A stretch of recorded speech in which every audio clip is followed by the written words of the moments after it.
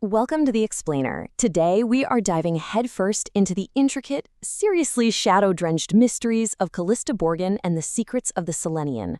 If you're a fan of that whole gothic, Victorian, dark academia vibe, frost-covered stone, flickering candle flames, and those deep, moody emerald greens and golds, you are absolutely going to love the atmosphere we're exploring today. So, grab your magnifying glass, because the clues we're about to uncover are just incredible.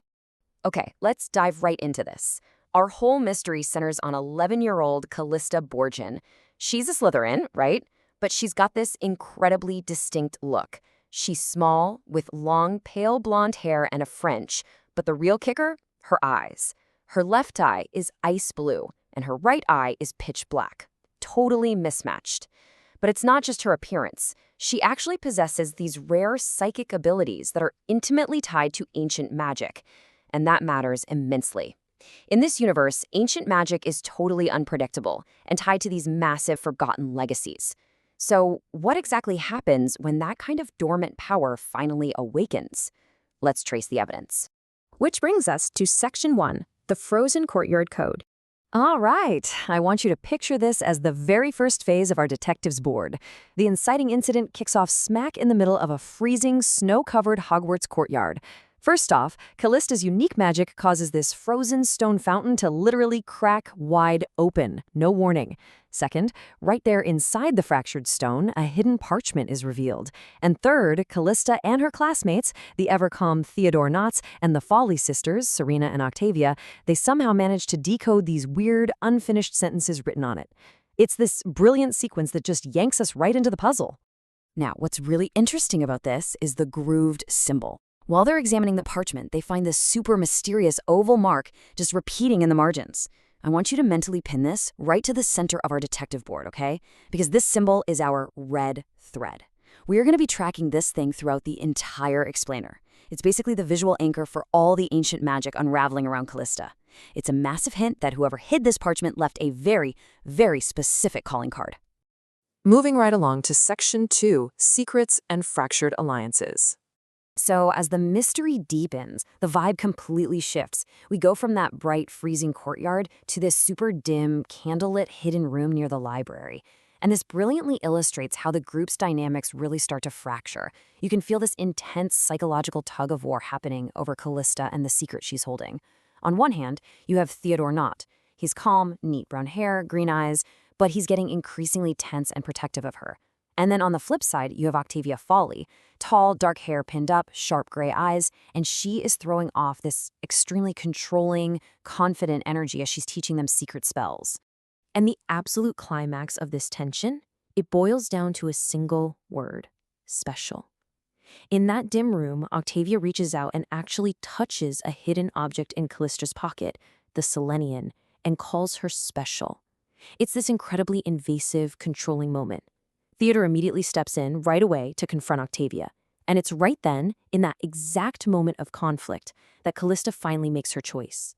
She chooses to stand by Theodore.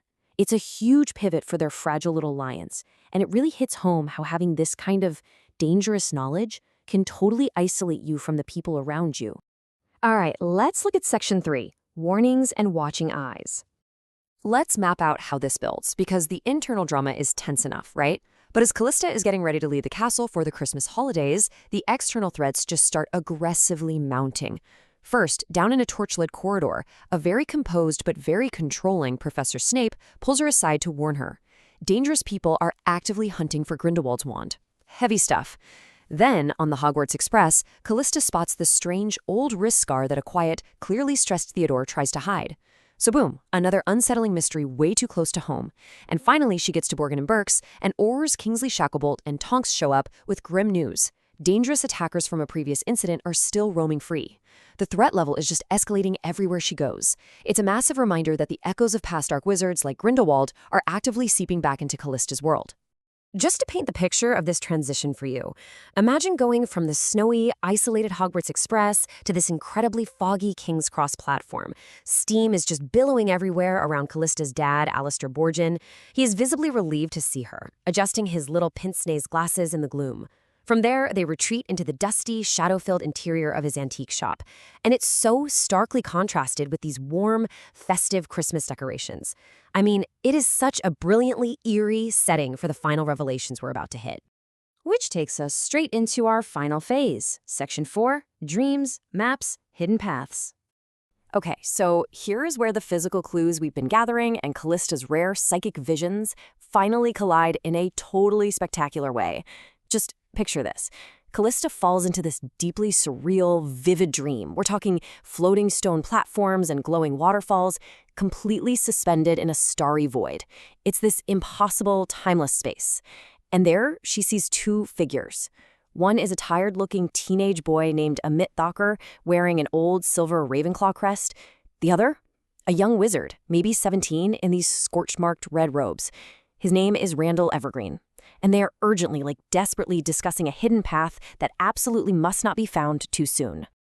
So the crucial point here is the Selenian. In that starry void, Randall Evergreen is holding a matching Selenian. Remember our red thread? We are pulling it from that grooved oval symbol on the hidden parchment back at the fountain, all the way to the Selenian hidden in Callista's pocket that Octavia grabbed, straight to this identical object in Randall's hands in a psychic vision. It's wild! The connections are literally locking into place across time, physically bridging the late 19th century directly to Callista's present day. Driven by the clues from this dream, Calista and her dad head down into the dim, candlelit cellar beneath Borgin and Burke's. And down there, surrounded by shelves of ancient, seriously dangerous objects, they find it, a hidden map. And the signature on that map? Randall Evergreen. The date? 1891. Callista's psychic connection just bridged an entire century. It proves that whatever ancient magic she's tapped into, it is tied directly to the legacy of the people who walked the halls of Hogwarts long before she ever did. Which leaves us with the ultimate question, the one revealed right on this century-old map. What hidden paths lie beneath the Hogwarts Quidditch pitch? I mean, talk about a cliffhanger. It completely changes the landscape of Hogwarts as we know it. What exactly is buried down there? And why were Randall and Amit so utterly desperate to keep it hidden back in 1891? We've got a lot more to uncover for sure. Thank you so much for joining me to explore these incredible clues in today's explainer. Keep your eyes sharp, and I'll see you next time as we continue to unravel the mystery.